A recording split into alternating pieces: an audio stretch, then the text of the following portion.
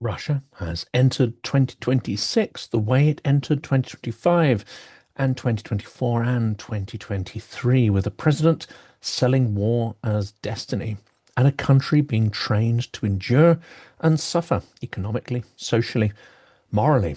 And now we have a stark contrast in messaging from the imprisoned terrorist Igor Girkin, Strelkov. On the one side, Vladimir Putin in his New Year address wrapping the invasion in family metaphors, sovereignty slogans, and certainty of victory. This was echoed in the Christmas church service he attended with soldiers and their families. On the other side, we have Igor Strelkov Girkin, one of the war's most notorious early architects, now jailed by the regime that he once served, circulating a bleak forecast from prison that reads less like a pep talk and more like a countdown to systemic failure. Put them together and you get a clearer picture of the Kremlin's trap. Putin can't end the war without admitting the whole project has failed. He can't win it cleanly, and he can't stop feeding Russia into the furnace without the state degrading or folding like a pack of cards. Before we head further into the story, thank to everyone who supported us through the last year. Your assistance was massively appreciated. And of course, we are scaling up in 2026. More events, more filming on the ground, more interviews, more events. And if any of the audience are minded to contribute to help make this happen, then please do check out the Patreon and Buy Me a Coffee links in the description of the video. Putin's New Year address was a reaffirmation of the war as the organizing principle of Russian life. Reuters described the speech as an attempt to rally troops and frame the war as part of an existential struggle with the West. His soundbite of the press event was short, clean, designed for repetition. "We believe in you and our victory," he said. Well, this was reported on Reuters December 31st. This is classic Kremlin communication strategy. Make the war sound not just justified, but inevitable, not just costly, but sacred, and crucially normalize this endless state of war. The Kiev Independent noted the address avoided any real discussion of peace, Ukraine, or an end state, an outcome. It is war embedded into patriotism and historical mission. Putin's job here is not to explain the war. It's to make Russians live inside it and give themselves to it without demanding answers. At Putin's end-of-year Q&A and press conference on December 19th, he again performed the reasonable statesman routine while holding the line on maximalist terms for Ukraine's surrender or conquest. He said Russia was ready to end the conflict peacefully, but only on the principles he set out earlier, and he shifted responsibility outward. "The ball is entirely in the court of our Western opponents," he said. He also repeated the propaganda move of claiming Russia is the victim of Western aggression by proxy. "It's not we who are fighting you, it's you who are fighting us," he said. Again, classic aggressor posture, reminiscent of the Nazis and even Stalin in the 1930s. He addressed repression, but flatly claimed, "We have no repression or criminal prosecution in Russia." Well, hold the absurdity and patent falsity of that line in your minds, because in the next segment we're going to put it beside the reality of a regime that jails even its own ultranationalists when they stop being useful or start to question the legitimacy of the Tsar demigod. Well, before we do, note the economic subtext Putin is trying to smuggle into his victory narrative. In the same Q&A, he touted GDP growth and inflation targets and presented fiscal tightening as responsible governance. He even framed a VAT rise as the honest and transparent way to deal with the challenges we face. But let's not forget the bit that he didn't mention is that those economic challenges were entirely created by the war that he recklessly started. So Girkin from prison claims we're sliding towards defeat.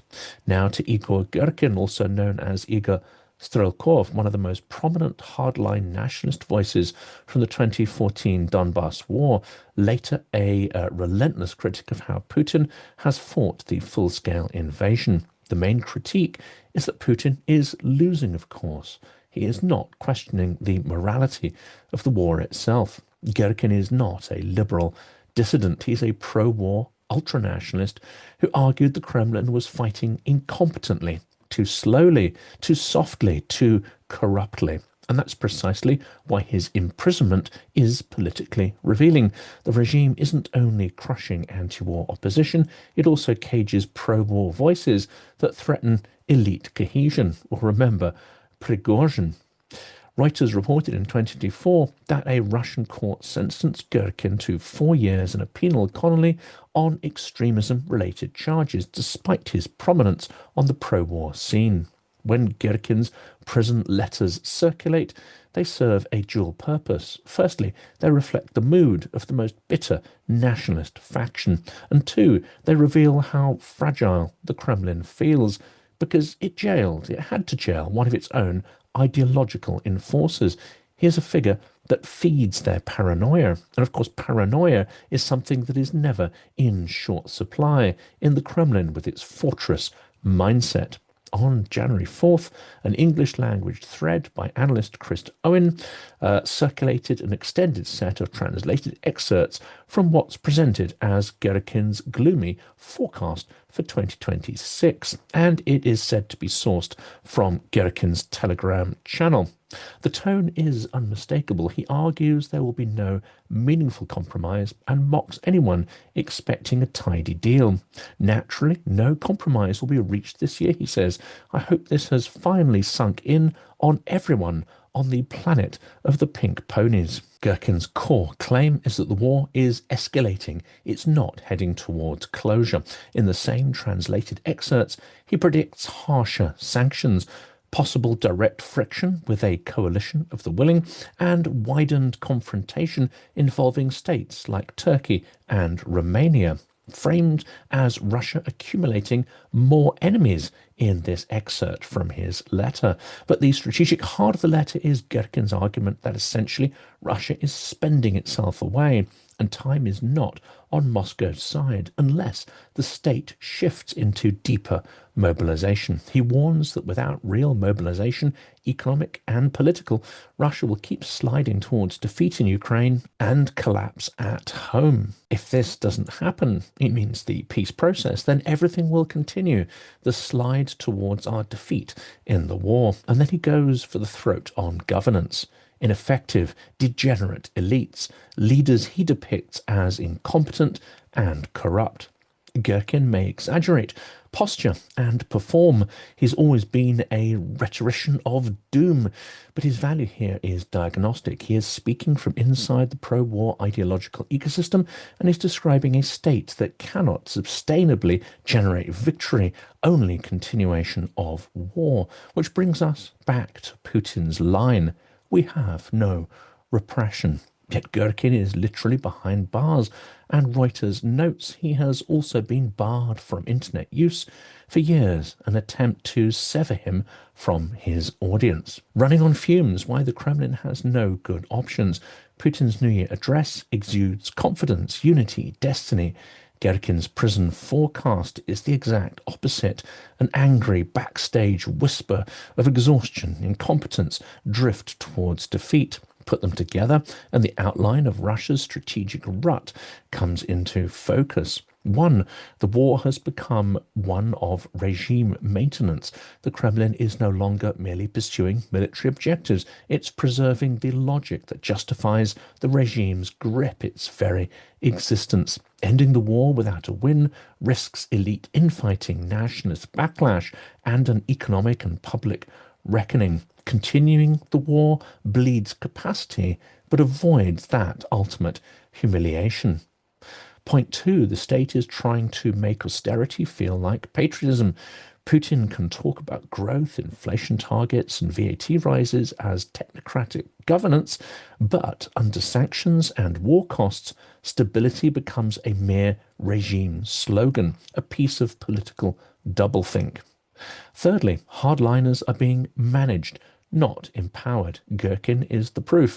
The Kremlin system can tolerate criticism right up until it threatens its cohesion. Then it relabels the same as extremism, according to Reuters. And we have to ask, is there any real or independent power in that nationalist community in any case? Well, it's hard to say what part of it is regime managed, what part performative, what part grifting, and what part actually cohesive. Well, four, the wider security environment remains volatile. Putin continues to frame Russia as besieged, and he uses set pieces like the New Year address to reinforce that psychological posture. Again, Reuters. Girkin, meanwhile, predicts widening confrontation and tightening external pressure.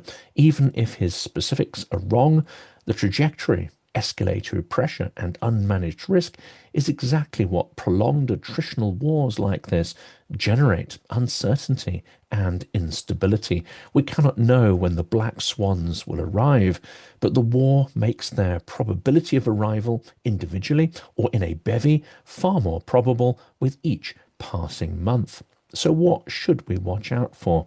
A deeper domestic shift towards militarization, certainly further measures that bring more of society under wartime rules and obligations.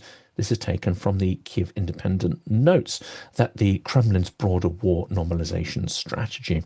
More unity messaging is expected, paired with quiet fiscal tightening, the state trying to buy time through narrative discipline while squeezing the population and the economy for ever more resources. Hardliner mood swings, not because Girkin is right, but because his audience exists and it is potentially quite substantial. And it is exactly the demographic that Putin cannot fully satisfy. They demand victory, not endurance and suffering. Putin is asking Russians to believe in victory.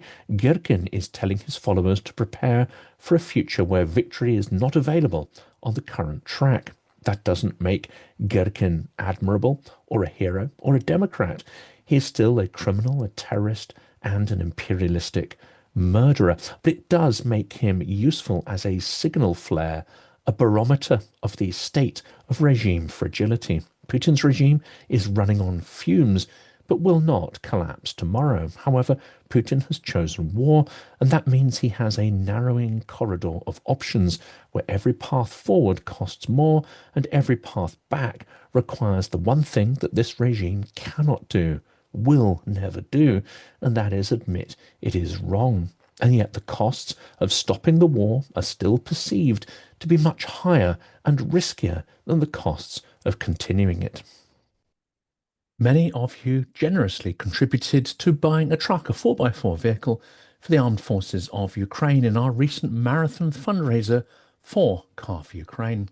That vehicle was delivered thanks to your generosity and refitted in Lviv with life-saving reinforcements, the doors, windows, and the engine area. That vehicle was destroyed a few weeks after it was delivered at the front in a drone attack. All three servicemen survived with only minor scratches and concussion. Your generosity in funding the vehicle was instrumental in saving the lives of all three Ukrainian soldiers. Now we are launching our Christmas Tree Trucks 2025 campaign. The goal is to raise €11,000.